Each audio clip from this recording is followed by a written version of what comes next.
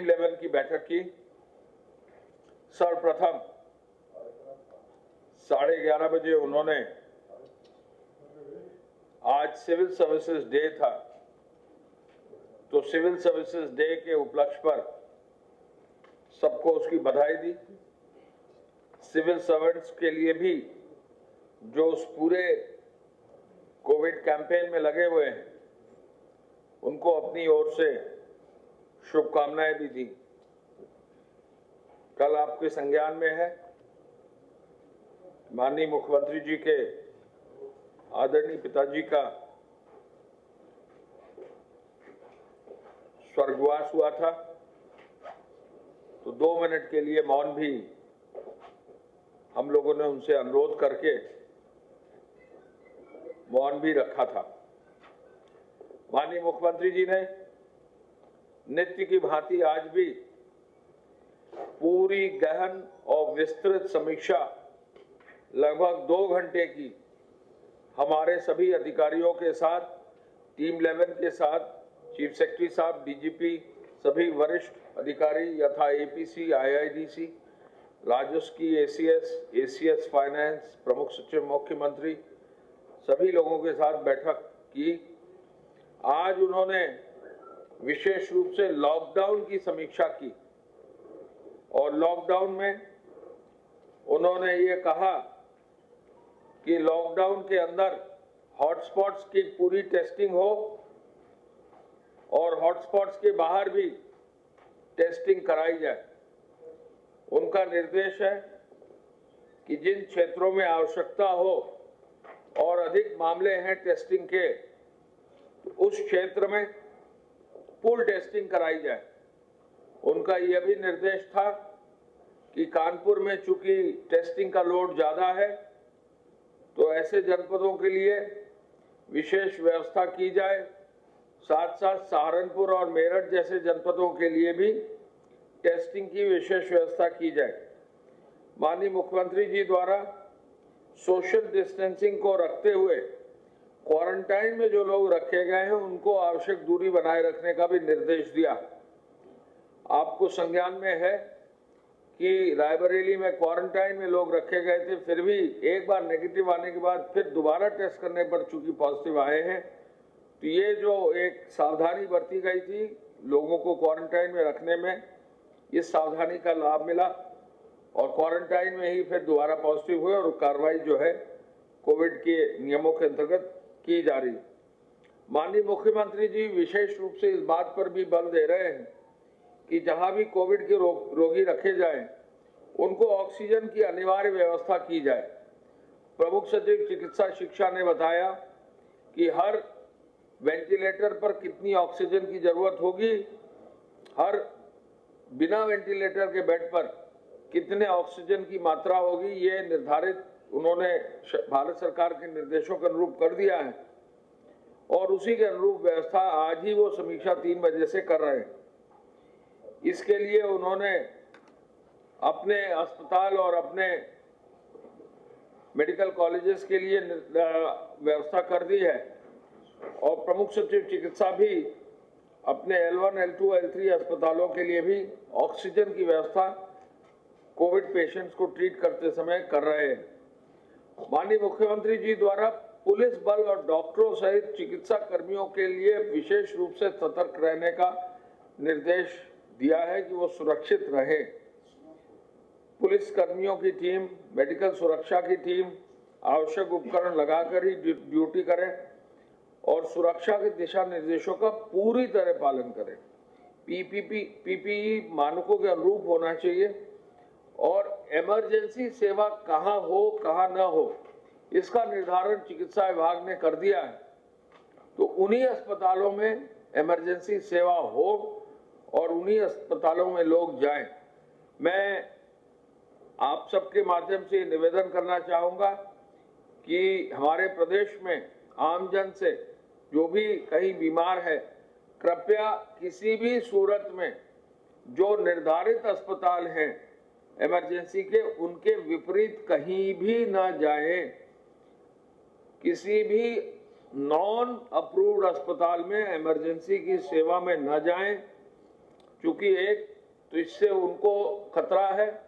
दूसरा, इन अस्पतालों से बाकी लोगों को भी खतरा हो सकता है। केवल जहां इमरजेंसी स्वीकृत है, जहां पर्याप्त सुरक्षा उपकरण हैं, जहां स्टाफ ट्रेंड है, तो वहां ही इमरजेंसी की अनुमति दी गई है। उसका शासनादेश भी जारी है, वहीं पर इमरजेंसी होना चाहिए। माननीय मुख्यमंत्री जी द्वारा कोविड-19 के उपचार के लिए प्लाज्मा थेरेपी के बारे में भी जो रिपोर्ट्स आई हैं, ये प्रोत्साहित किया है कि प्रदेश में भी प्लाज्मा थेरेपी पर काम हो। उन्हें अवगत कराया गया कि प्रदेश में 2 जगह प्लाज्मा थेरेपी पर काम हो रहा है और संभवतः KGMU में भी प्लाज्मा थेरेपी पर काम हो रहा है। मुझे बताकर ये खुशी है कि पूरा जो आरोग्य सेतु का ऐप है, इसमें पूरे देश में यूपी के 1 करोड़ से अधिक आरोग्य सेतु के डाउनलोड करने वाले भागीदार हैं। 1 करोड़ लोगों ने यूपी में आरोग्य सेतु डाउनलोड किया है और ये बहुत बड़ी उपलब्धि है। माननीय मुख्यमंत्री जी ने फिर भी कहा कि और लोगों को प्रोत्साहित करें और इस पर कार्य करें। और ये जानकर आपको खुशी होगी कि आरोग्य सेतु ऐप में जो व्यवस्था है अलर्ट देने की, तो लगभग 150 से 200 अलर्ट भी आ गए हैं।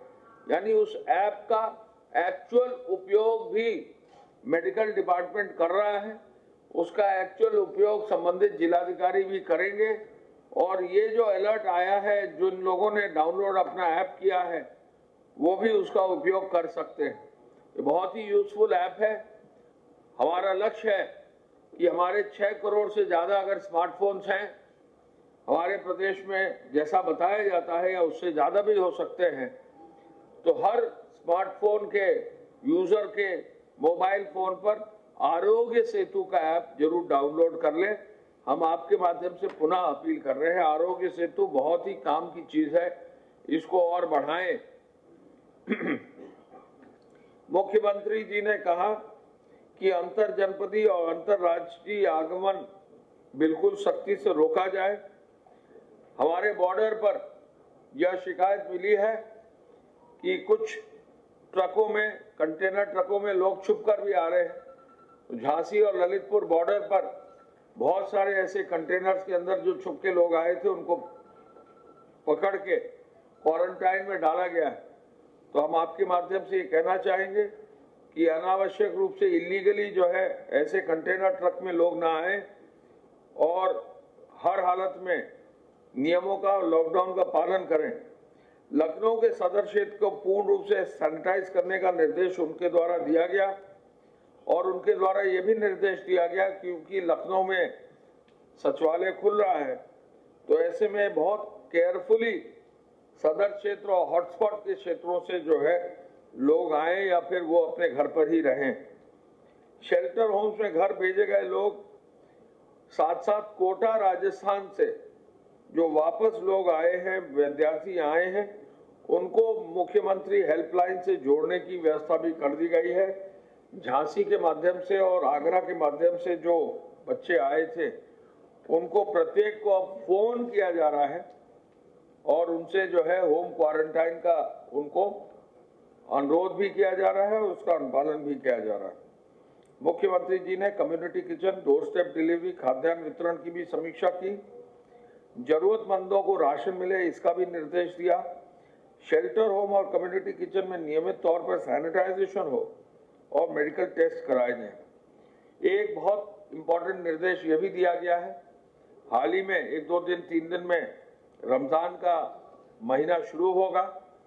आवश्यक सामग्री डोर स्टेप डिलीवरी के माध्यम से APC साहब सुनिश्चित करेंगे, जिससे रमजान के महीने में घरों में जो लोग सहरी और शाम को जो है रोजा अफ्तारी अगर करते हैं तो वो घर पर ही करें, किसी सूरत में घर से बाहर ना आए, लेकिन उनको आवश्यक सामग्री जरूर मिल जाए, ये इंश्योर किया जाएगा।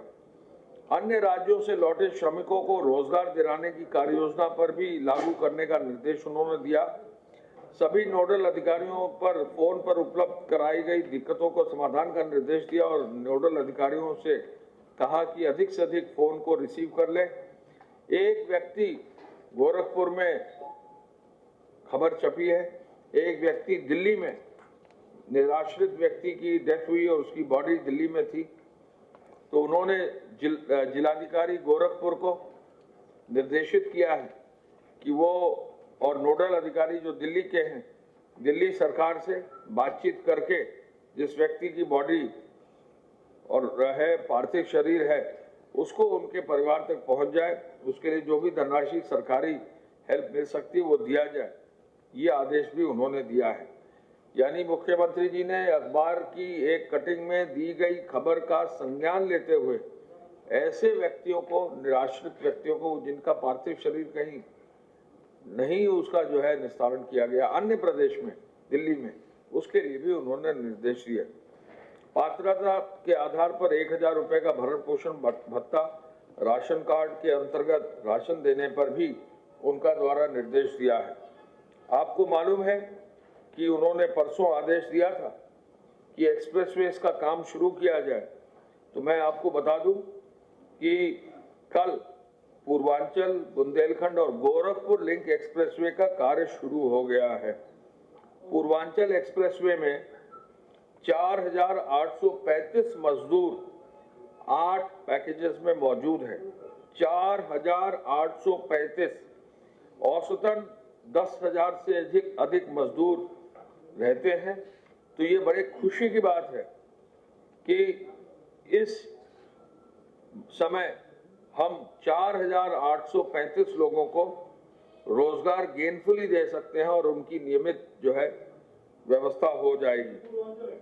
पूर्वांचल एक्सप्रेसवे की हम ये भी आपको बताना चाहेंगे कि पूर्वांचल एक्सप्रेसवे का कार्य जो है लगभग 42% पूरा हो चुका है और इसमें अब तेजी आ जाएगी। और ये ग्रामीण क्षेत्र में जो निर्माण कार्य की अनुमति है, इससे हम रोजगार भी दे सकेंगे और हम कोशिश करेंगे हर हालत में कि सोशल डिस्टेंसिंग हो और समय समय पर जो वहाँ पर लेबर लगे उनकी मेडिकल टेस्टिंग और स्क्रीनिंग भी करते रहेंगे। बुंदेलखंड एक्सप्रेसवे के 6 पैकेज में हमें थोड़ा आसानी है, क्योंकि बुंदेलखंड में केस का लोड बहुत कम है। ऐसे में यहाँ पर भी काम शुरू हो गया है और औसत मजदूर जहाँ 6000 होने चाहिए बुंदेलखंड में, वर्तमान समय में 2150 मजदूर उपलब्ध हैं, जो जिनका कॉन्ट्रैक्टर पीआईयू अथॉरिटी इंजीनियर का ऑफिस खोलकर भी हम कार्य कर रहे हैं। तो ये चित्रकूट से औरैया होते हुए इटावा तक पहुंचने वाली बुंदेलखंड एक्सप्रेसवे का भी काम शुरू हो गया है। इस कार्य में भी जो है अब 3 से 4% की हमको प्रोग्रेस मिल गई। गोरखपुर लिंक एक्सप्रेसवे का एक पैकेज का काम गोरखपुर और संत कबीर नगर में शुरू कर दिया गया है और इसमें भी लगभग 488 मजदूर मौके पर आ गए हैं। यानी यूपीडा के माध्यम से ही लगभग 4835, 2150, साथ साथ 4488, कुल मिलाकर लगभग 7500 लोगों को जो है रोजगार अब हम लेबर को अकेले दे रहे हैं। इसके साथ साथ लेबर के अतिरिक्त जो स्टाफ है, जो इंजीनियर्स है, जो वहाँ पर नीचे का जो टेक्निकल स्टाफ है, कम से कम 1000 लोग और होंगे। तो 8500 लोगों के रोजगार की व्यवस्था सरकारी हमारी योजनाओं के अंतर्गत होगा। हम इस अवसर पर आज ये भी बताना चाहेंगे कि बदायूं में 10 से अधिक केस हो गए हैं। तो जिलाधिकारी बदायूं ने, जैसा कि मुख्यमंत्री जी का आदेश था, अपने ऑर्डर्स को रिवाइज करके आदेश जारी कर दिया है। ऐसे जनपद जहां 10 या 10 से अधिक केसेस होंगे, उनको अपने लॉकडाउन के ऑर्डर्स को तत्काल स्वतः ही रिवाइज करने का निर्देश दिया जाएगा। एक बहुत अच्छी चीज हुई है कि गाजियाबाद और नोएडा में आज बहुत ही कम केस या बिल्कुल 0 केसेस बढ़े हैं, लेकिन गाजियाबाद और नोएडा के जिला प्रशासन और पुलिस ने तय किया है कि दिल्ली बॉर्डर से आने की जो व्यवस्था है उसको बहुत लिमिटेड रखा जाए। तो ऐसे में जो लॉकडाउन खुला है तो दिल्ली बॉर्डर से बहुत ही लिमिटेड केवल मालवाहक जाने के लिए, डॉक्टर्स को जाने के लिए और बहुत ही आवश्यक सेवाओं को जाने की व्यवस्था रहेगी। उनको आदेश दिया है कि वो अपने जनपदों की व्यवस्था CP Noida, DM Noida, DM और एसएसपी गाजियाबाद को कहा है कि वो स्वतः निर्णय लेकर जो लॉकडाउन के लिए बेस्ट व्यवस्था है उसी को सुनिश्चित करेंगे।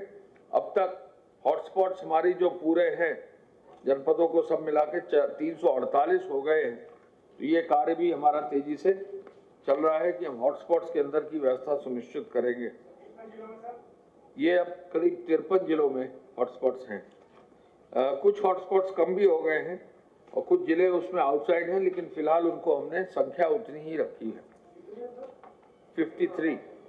हम ये भी बताना चाहेंगे कि उद्योग विभाग ने अब तक 570 करोड़ रुपए की धनराशि बांट दी है 38,919 इकाइयों में। साथ साथ जो कृषि उत्पादन आयोग साहब की कमेटी है उसने वितरण की व्यवस्था में अब तक 47,470 वाहन लगा दिए हैं।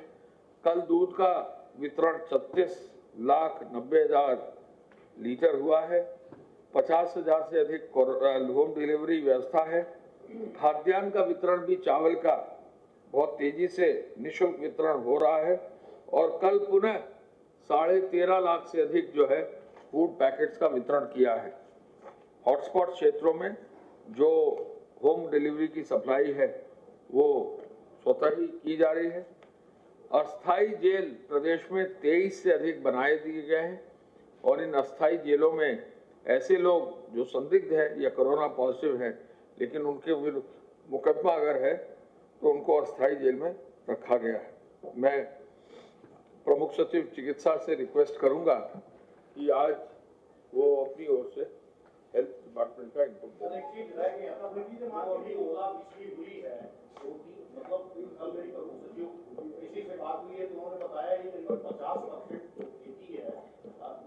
वो ओलावृष्टि के लिए मुख्यमंत्री जी ने 3 दिन पहले ही जब ये समस्या आई थी निर्देश हर जिलाधिकारी को दे दिया है कि उनका सर्वे कराएं।